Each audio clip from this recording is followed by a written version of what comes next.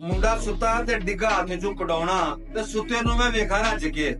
ਮੁੰਡਾ ਸੁੱਤਾ ਤੇ ਡਿੱਗਾ हाथ जो कटौना तो सुते नु में। क्या मतलब है इसका?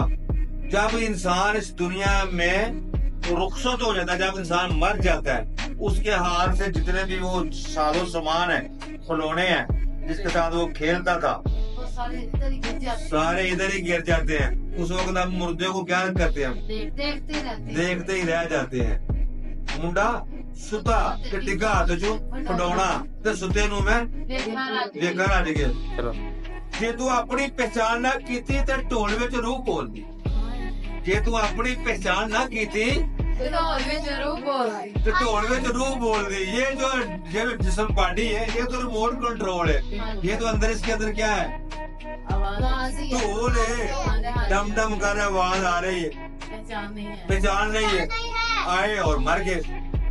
समझ आ गई बात की? जे तू अपनी पहचान ना की ते ढोल विच रूह बोल दे। अगर नेक्स्ट गोरी वेखी जदों उस नंगी ते कहंदा समुद्रों पार चलिए। गोरी वेखी जदों उस नंगी ते की कहंदा समुद्रों पार चलिए। अच्छा, पाकिस्तान में उसका दिल नहीं लग रहा तो क्या कहता है? समुद्रों पार चलिए। ये कैसा इंसान है? अभी पाकिस्तान में हर चीज मौजूद है, वो किधर उसका दिल जाके लगता है? समुद्रों पार।